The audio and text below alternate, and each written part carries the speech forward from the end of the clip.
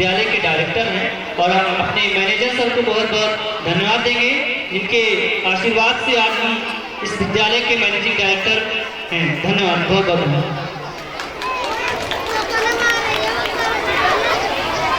मुख्यतिथि इस समय पर माननीय अनुज सिंह जी तथा जनाब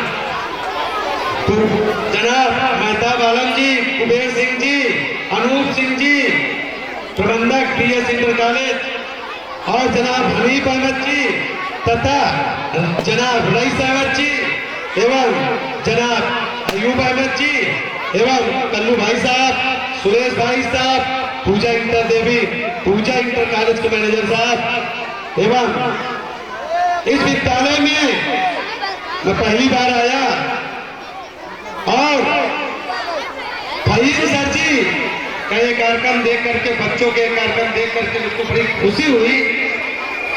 नदीम सर जी जो इस विद्यालय के डायरेक्टर महोदय हैं, इन्होंने जो विद्यालय में परिश्रम किया है मुझको उम्मीद से कहीं ज्यादा लग रही है, क्योंकि ये सहायक अध्यापक के रूप में कार्य करते थे और आज इस विद्यालय के डायरेक्टर के रूप में मैं इनको देख रहा हूं, इसलिए मुझको इतनी खुशी हो रही है कि मैं क्या बताऊं। जिस तरीके से बाबू सिंह जी का स्वर्गवास हो चुका है, वो नहीं है इस दुनिया में। उनके विद्यालय का अगर कोई चपरासी रहता था तो प्रिंसिपल बनते थे और उनके विद्यालय कोई प्रिंसिपल रहता था तो मैनेजर बनता था। उसी रूप में आज मैं नदीम सर जी को डायरेक्टर देख करके तहे दिल से खुशी जाहिर कर रहा हूं, मुझको बड़ी खुशी हो रही है। मैं एक छोटी सी आपको स्टोरी बताऊंगा और प्यार से स्टोरी, बहुत छोटा सा, चूंकि बच्चे कार्यक्रम के लिए तैयार हैं, मैं क्षमा चाहूंगा संचालक महोदय से, 2 मिनट समय लूंगा आपका। हर गरीब बच्चा अमीर बन सकता है, लेकिन कब, जब तहे दिल से मेहनत करेगा तब। छोटी सी स्टोरी है। एक बच्चा था, बहुत तेजी से मेहनत करता था और मेहनत करते करते जब वो इंटर BA पास कर गया तो उसको उसके माता पिता ने पैसा देना बंद कर दिया। लोग कहते हैं कि हम गरीब हैं, कैसे पढ़ाएं अच्छी स्कूलों में, हम गरीब हैं, इंटर के बाद कैसे फीस भर पाएंगे। तो छोटी सी स्टोरी गरीब बच्चे के लिए। वो बच्चा इंटर BA पास करने के बाद उसके माँ बाप ने, जो भी तरुण अवस्था की बालक और बालिकाएं हैं, मैं उनके लिए बता रहा हूं, तरुण अवस्था में उसके माँ बाप ने उसको कह दिया कि अब हम आपको फीस नहीं दे पाएंगे। उसने कहा पिताजी अगर आप फीस नहीं दे पाएंगे तो मैं पढ़ूंगा कैसे। उन्होंने कहा बेटा मेरे पास पैसे नहीं है। तो बच्चा निकल जाता है घर को छोड़ करके, ग्रामीण को छोड़ करके सिटी में, और सिटी में दिन में वो रिक्शा चलाया करता था। अब तो आई रिक्शा चल गया है, इसके पहले पैडल वाला रिक्शा चलता था जो अभी भी चल रहा है। और रात्रि को वो बच्चा पढ़ा करता था। जब दुनिया सो जाती थी तब वो पढ़ा करता था और पढ़ते पढ़ते रिक्शा चलाते चलाते उसको एक दिन एक फायर ब्रिगेड स्टेशन के पति और पत्नी दोनों शॉपिंग करने के लिए, मार्केट करने के लिए निकले थे। उस बच्चे को कहा कि चल थोड़ा स्टेशन छोड़ के आ। कहा मैडम थोड़ा सा मैं रिक्शा चालक जरूर हूँ, लेकिन इस तरीके मत बोलिए, मैं विद्यार्थी भी हूँ। वो दोनों घूम करके देखने लगे कि ये विद्यार्थी है और रिक्शा चला रहा। कहा हाँ मैडम मैं विद्यार्थी हूँ। उन्होंने कहा क्या करते हैं? कहा आप बैठिए, पहले मैं आपको छोड़ आता हूँ, मैं रास्ते में बताता हूँ। चलते चलते वो बच्चा रिक्शा लेकर के फायर ब्रिगेड सामने पहुंचता है और उस वो औरत, वो मैडम कहती है कि बेटा तुम यही रुक जाओ, मैं तुमको खाना दूंगा, मिस में आप खाना खाइएगा और आप धीरे धीरे करके यही तैयारी करते रहिएगा और यही से आप पढ़ करके आगे बढ़ जाएंगे। तो उस बच्चे ने कहा कि माँ मेरे पास इतना पैसा नहीं कि मैं यहाँ, कहा बेटा आप पानी भर दिया करिए, कपड़ा धुल दिया करिए, यहाँ बहुत सा स्टाफ है आपको पढ़ा देगा। वो बच्चा वहीं रुक जाता है और रुकने के बाद मेहनत करता है। सौभाग्य से जो वहाँ SI इंस्पेक्टर होते हैं उनकी भी बेटी तैयारी करती है वही पीसीएस की जो रिक्शा चालक करता था। और तैयारी करते करते वो जब परीक्षा देते हैं दोनों बच्चे, तो मैडम जी के बेटी जो दिन भर में 10 बार कपड़ा बदलती थी और 10 बार प्यार लकड़ी लगाती थी और 10 बार शॉपिंग करने जाती थी। और एक रिक्शा चालक जो कहते थे कि मैं गरीब हूं। दोनों लोग परीक्षा दिए। परीक्षा में जब परीक्षा पास होता है, परीक्षा हो जाती है, तो दोनों बच्चों का रिजल्ट निकलता है। उसी जगह पर बड़े घर की बेटी फेल हो जाती है और उस गरीब घर का बच्चा पास हो जाता है, जो एसडीएम और पीसीएस बन जाता है।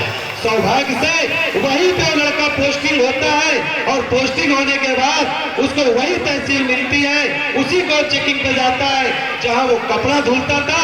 वही फोर्स, वही इंस्पेक्टर उसको सलूट मार करके उसको प्रणाम करके बैठाते थे। तो प्रिय बच्चों, कभी भी अपने मन के अंदर, हृदय में दृढ़ संकल्प करके कार्य करिए। जिस तरीके से आपके आज के नदीम सर जी ने दृढ़ संकल्प करके कार्य को किया है, आज विद्यालय कितने ऊपर लाए। कभी भी मन को छोटा मत करिए, दिल को छोटा मत करिए, इतनी बढ़िया मेहनत करिए कि माँ बाप का मन खुश रखिए।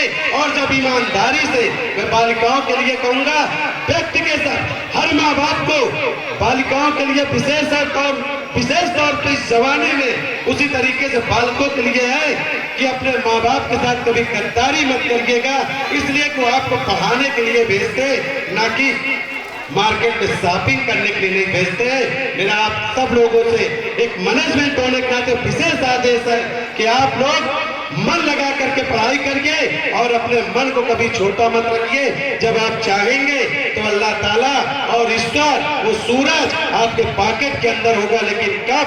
जब आप परिश्रम करेंगे तब। अगर कार्यक्रम के मुख्य अतिथि श्री बलवीर सिंह चौहान जी, यहाँ पर उपस्थित समाज सेवी इश्तियाक अहमद उर्फ भाई, माता आलम चेयरमैन मंजनपुर, कुबेर सिंह पूर्व ग्राम प्रधान टेगाई, बड़े भाई श्री अभम सिंह प्रबंधक, रामकृष्ण ग्राम प्रधान टेगाई, मोहम्मद हनीफ ग्राम प्रधान नौरेनी, गजेंद्र कुमार ग्राम प्रधान रूप नारायणपुर, रईस अहमद ग्राम प्रधान गोदियो, मोहम्मद अयूब उर्फ कल्लू भाई, मोहम्मद कलीम जो मीडिया से हैं, मोहम्मद मिराज विद्यालय के प्रबंधक रईस अहमद जी और प्रधानाचार्य फहीम अहमद, मार्जिन डायरेक्टर नदीम अहमद, इसरार भाई, पूजा इंटर कॉलेज के प्रबंधक बड़े भाई सुरेश यादव जी, उनको मैं धन्यवाद दूंगा, उन्होंने मुझे बुलाया क्योंकि मेरा क्षेत्र भी है। साथियों, इस विद्यालय की ख्याति मैंने सुनी है। यहाँ के शिक्षक खासतौर पर प्रधानाचार्य जी बहुत मेहनती हैं, बड़े मेहनत से पढ़ाई कराते हैं और पठन पाठन का कार्य बड़े सुचारू से होता है यहाँ इस विद्यालय में। यहाँ का रिजल्ट भी बहुत अच्छा आता है। शैक्षिक रूप से अत्यंत पिछड़े क्षेत्र में विद्यालय है, संसाधनों का बहुत अभाव है। ऐसी परिस्थिति में अपने निजी संसाधन लगा करके बहुत कम फीस में इतने अच्छा पठन पाठन करवा रहे हैं, इसके लिए मैं इनके प्रबंधक जी को धन्यवाद दूंगा। ग्रामीण क्षेत्र है क्योंकि यहाँ मुख्य रूप से आमदनी का साधन किसानी है, कृषि कार्य करते हैं गार्जियन, उसी से फीस देते हैं, तो बहुत ज़्यादा फीस भी नहीं दे पाते हैं। तो जब फीस नहीं मिलेगी तो मैनेजमेंट कैसे विद्यालय चलाएगा? बड़ा चैलेंज होता है क्योंकि विद्यालय हम भी चलाते हैं, इसलिए हमें मालूम है। साल भर जो हमने पढ़ाई किया उसका डाटा मेरे पास नहीं है, जो इन्होंने रिजल्ट आया है वो नहीं मालूम है, लेकिन उम्मीद करता हूँ कि अच्छा रिजल्ट आएगा। एग्ज़ाम आने वाले हैं, उसकी भी तैयारी करनी है। और शिक्षा को लेकर जहाँ बात है, थोड़ी बात मैं और बताऊँगा। देखिए, जो हमारी गवर्नमेंट चल रही है वो शिक्षा को पूरी तरह से प्राइवेट कर देना चाहती है। प्राइवेट तो हर कंपनी में, हर विभाग में, सरकार तो हर चीज़ को बेचना चाहती है। सरकार की जो नीतियाँ, जो पॉलिसी है, वो चाहे रेलवे स्टेशन हो, चाहे एयरपोर्ट हो, बीएसएनएल हो, विद्यालय हो, अस्पताल हो, सब चीज़ प्राइवेट होने जा रहा है। तो आने वाले भविष्य में गरीब और किसान गरीब बच्चों के लिए पढ़ाई करना बहुत मुश्किल होने वाला है, क्योंकि जब कोई विद्यालय जैसे अभी शिक्षा फ्री है, जब हमारा बच्चा प्राइवेट स्कूल में जाता है सरकारी में, तो वहाँ फ्री में पढ़ाई होती है, तो वो सब खत्म होने वाला है। जब कोई ठेकेदार किसी विद्यालय को ठेका ले लेगा तो फिर वो फ्री में पढ़ाई नहीं कराएगा, वहाँ आपको फीस देनी पड़ेगी। जब अभी ये स्थिति है, इतनी सुविधा होने के बाद, सरकारी विद्यालयों में निःशुल्क पढ़ाई होने के बाद बहुत सारे बच्चे पढ़ाई से वंचित हो जा रहे हैं। जब ये आ जाएगा कि फीस देनी पड़ेगी, आपको स्कॉलरशिप बंद हो जाएगी, बहुत सारे बच्चे हैं जो वजीफे के जो सरकार से सहायता मिलती है उसी के आधार पर पढ़ते हैं आगे, वो सब नहीं पढ़ पाए। तो बहुत कठिन परिस्थितियों में देश गुजर रहा है इस समय। हमको आपको सोचना पड़ेगा थोड़ा इस बारे में भी, क्योंकि यहाँ बहुत सारे माता बहनें गार्जियन बैठे हुए देश के लिए सोचते हैं, सब लोग जानते हैं। अभी दिल्ली में चुनाव हो रहा था, आप सबने देखा वहाँ की परिस्थितियाँ क्या थी। जो विकास का मुद्दा है, शिक्षा है, अस्पताल है और बिजली है, पानी है, वो मुद्दे हमेशा गायब थे। मुख्य मुद्दा क्या बनाया गया था? एक शाहीन बाग पे चल रहा है धरना प्रदर्शन, चल रहा है लगभग 2 महीने से चल रहा है, 2 महीने से ज़्यादा हो रहा है। तो वहाँ पे उसको मुद्दा बना दिया गया। वहाँ छोटे छोटे बच्चे, महिलाएं भूखों प्यासे ठंडी में, पूरी ठंडी गुजर गई 2 महीने, वो सब वहीं रोड पे जमे हुए हैं। और सरकार का क्या स्थिति है, वहाँ के बच्चों का खाना पीना, महिलाओं के ओढ़ने के कंबल, बिस्तर सब छीन के ले गए। जबरदस्ती धरने प्रदर्शन खत्म करने की प्रयास किया जा रहा है शासन प्रशासन के द्वारा, और उसी को चुनावी मुद्दा भी बनाया गया। तो बहुत गंभीर बात है कि देश कहाँ जा रहा है। हमने क्या सोच के सरकार बनाई थी और क्या हो रहा है, क्योंकि हमारे बच्चों का, हम यहाँ विद्यालय में आए हैं तो बच्चों का भविष्य देश के आधार पर ही चलेगा। आने वाले भविष्य में जैसी सरकार होगी वैसे हमारे बच्चों का भविष्य भी तय होगा। तो इस पर भी बहुत ध्यान देने की जरूरत है। अभी वहाँ किसी लड़के नवयुवक ने गोली चला दी थी। आप बताइए, इतने प्रशासन होने के बाद वहाँ हजारों की संख्या में पुलिसकर्मी मौजूद थे, और कोई नवयुवक आता है गोली चला के चला जाता है, और गोली चलाने के पहले आप उसको नहीं पकड़ पाए, और गोली चल गई उसके बाद आराम से उसको गिरफ्तार कर लिया गया। कितने हास्यास्पद बात है बताइए। जो महिलाएं, छोटे छोटे बच्चे वहाँ धरना प्रदर्शन कर रहे हैं, उनका वही शासन प्रशासन उनका बिस्तर, उनका खाना पीना छीनने को एक्टिव है, और जो गोली चला रहा है उसको नहीं पकड़ पाए, और जब गोली चला दिया उसके बाद आराम से गिरफ्तार कर लिया है। क्या है, सोचना पड़ेगा कि देश कहाँ जा रहा है। नफरत की राजनीति जो चल रही है देश में, ये देश को कहाँ ले जाएगी। भाइयों, बहुत सोचने समझने की आवश्यकता है। हम सब भाई बहन मिलकर रहे साथ में, आज़ादी में साथ लड़े, एक साथ सबने मिलकर देश को आज़ाद कराया।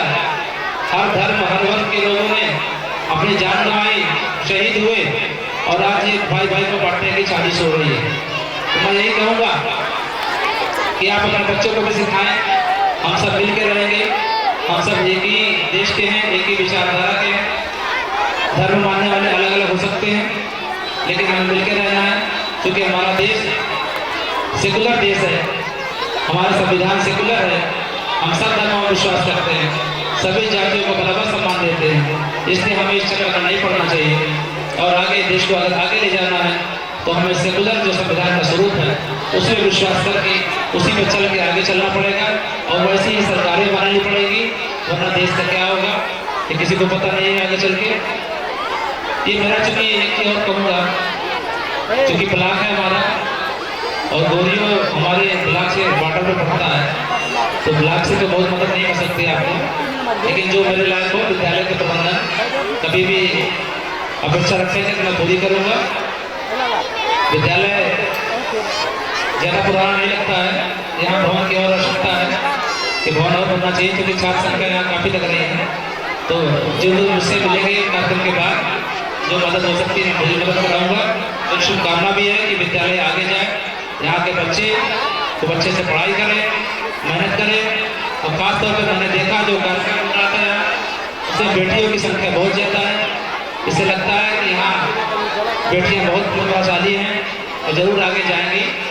और क्योंकि इनका कार्यक्रम है, समय ज़्यादा नहीं लूँगा, मैं अपनी बात नहीं खत्म करूँगा और एक बार पुनः सबको बधाई दूँगा, सबका हार्दिक अभिनंदन करूँगा।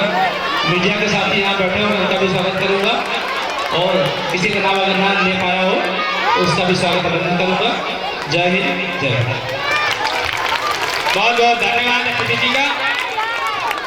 एक बार जोरदार तालियां।